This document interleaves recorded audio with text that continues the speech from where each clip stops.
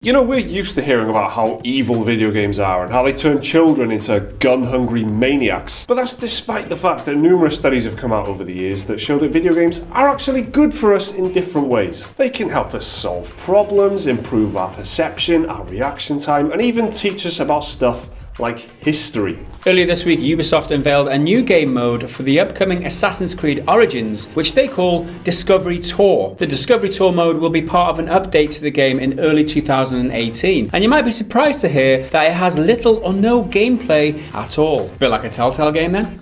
Something like that? Fuck you! Discovery Tour is actually an interactive tour of the game's ancient Egypt setting, and players will be guided through a series of in-game recreations. Using the in-game NPCs and assets, these recreations will include Egyptian rituals, tours of towns and cities, and even a virtual recreation of a body being mummified by a priest. The recreations are accompanied by a detailed voiceover, and Ubisoft says they will vary in length, but the mummification tour will last around 20 minutes. Upon completing a tour, players will unlock additional characters for use in Discovery Tour, such as Cleopatra and Julius Caesar. Ubisoft says this idea came about when schools informed them that they've used Assassin's Creed as an educational tool because of their historical accuracy. So, to cater to that a little bit better, Discovery Tour turns off the game's combat and strips out all of the story. So that means no murdering, no stabbing, no fighting endless waves of guards. Sounds like an improvement to me. Yeah, this is like more fun than the normal Assassin's Creed. This is really interesting, I think. It's absolutely fascinating that they think to do this. I wonder if they're going to charge for it, if there's going to be some kind of educational program where they get schools to pay a bit of money to do this, like, you know, get local councils or whatever to do it. But either way, it's fascinating that it's happening, and it kind of makes me feel like, why doesn't this happen more? The kids hate being dragged around museums, right, by their parents and shit. But they love playing games, and this is the best of both worlds. This is a way to educate them in a medium that they're more familiar with. And you know, who wants to go out in the real world these days and walk around like? Not me, but playing a game like I'm walking through ancient Egypt, that sounds like an awesome proposition. And if I was a kid, it wouldn't even feel like education, right? It just feels like you're playing a game, and you're just like, the byproduct of playing this game is that you're learning shit about ancient Egypt. I mean, Assassin's Creed kind of stands out as one that it's just got so much historical information in it. Whether or not, you know, assassins actually invented coffee with flipping Da Vinci and that, you know, that kind of stuff aside, there's reams of text, there's reams of dialogue, voiceover, events and things that take place in these games that did happen, and the information in there is accurate. There's so much research that goes into that all that information is just there as a platform to stab people in slightly more interesting ways. You know, that same stuff, just putting it to use in a different way that's actually educating kids, and, you know, not just kids. I mean, I'd jump into this to see what mummification was about. It's like watching a documentary, but you're taking part in it or something. So we do see this happening more and more, which we will touch on in a brief while, but this is definitely good for the gaming industry. This is definitely a good PR move in general, just the fact that it can help people learn, whether you're skeptical about how useful it actually is for kids. You know, that's not you to judge, it's for kids to judge and for teachers to judge whether this is useful for them in the classroom or not. But one thing's for sure, this is definitely making good headlines for the gaming industry, for a change. But Origins is of course not the first to do something like this. Minecraft has been used frequently in schools worldwide to teach creativity, computer programming and planning skills. Minecraft has been used by teachers for historical recreations, art classes, social research projects and chemistry lessons. Mojang even developed a specific version of Minecraft called Education Edition, which has built-in lesson plans, mod support, and it can accommodate up to 30 students at a time. Educational Minecraft has also been a pretty good success. Oh. Pew, pew, pew. Don't know what that was. Was it a horn? Air horn? Clearly. Obviously.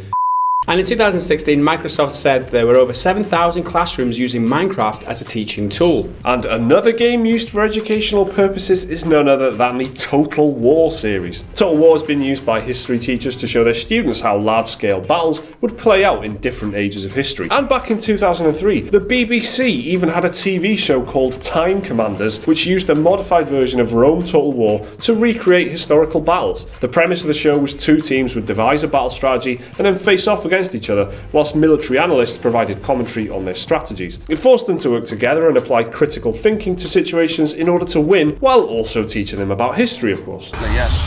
There's an elephant! An elephant? Oh my god, no one told me about elephants. It's an elephant! That elephant has just built a motorway through your unit. That it has, but it's only one elephant. Only one elephant, they cried, but look what it's doing. Games like Wii Fit and Pokemon Go managed to get people exercising, and some people have reported these games have helped them turn their lives around for the better by encouraging them to be healthy. So there you have it. Games are good. They promote better living, and they can be used to encourage learning in people of all ages. Now try telling that to your grandparents. What this kind of says to me is that video games are a way of learning, just like movies are, just like TV shows are, and it all, like any kind of art or culture or anything that you absorb, it's got stuff in there that sticks with you. Gaming is no different to anything else like that, and even more so in the case of something like Assassin's Creed, where it's just full of historical information, and it's all in there if you want to read it, like item descriptions of towns and people and stuff like that. You know, you can read that and get exposed to that, and it's a way of just exploring the world without leaving your bedroom, I guess. I've been saying this for years. Gaming has taught me a lot of things, especially history, like Total War series has taught me about ancient Rome. Crusader Kings 2 has taught me about like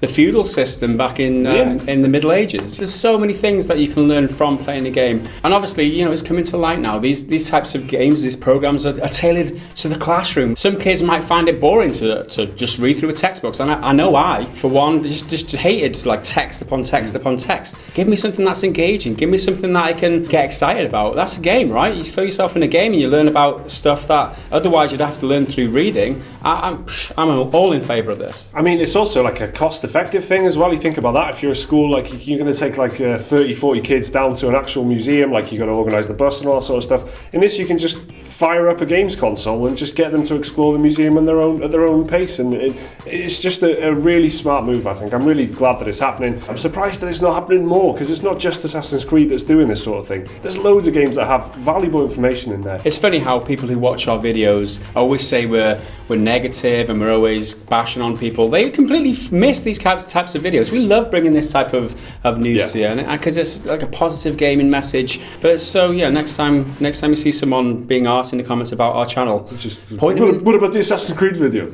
And talking of positivity, let's take a look at some of your comments. Commenting on gaming culture is too toxic ? Gaming culture comments, I am not toxic. Yeah, sorry, gaming culture. I mean, there was a question mark at the top of the title there. Like we did throw it out. It wasn't an accusation. No, it's more a question. Not, Mr. Gaming Culture or Mrs.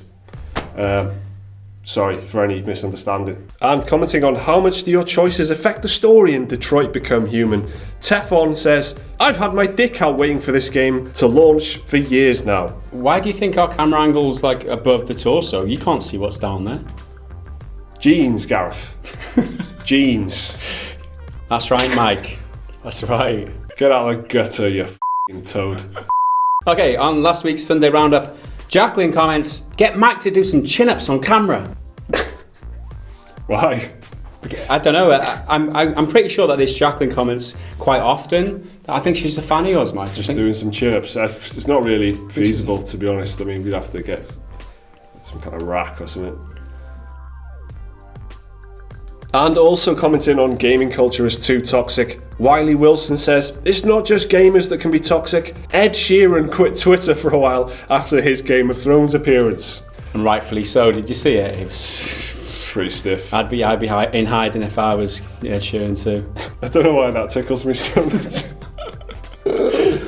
Ed Sheeran quit Twitter. It's not just gamers, you guys. And finally, commenting on PS4 and Xbox gamers play together by accident, Killing Space Jokes says, WTF? Question mark, question mark, question mark, question mark. Can you stop with a damn hyphen underscore every time you say the name? Question mark, question mark, question mark, question mark. F***ing annoying. I think he's missed the point there. Completely.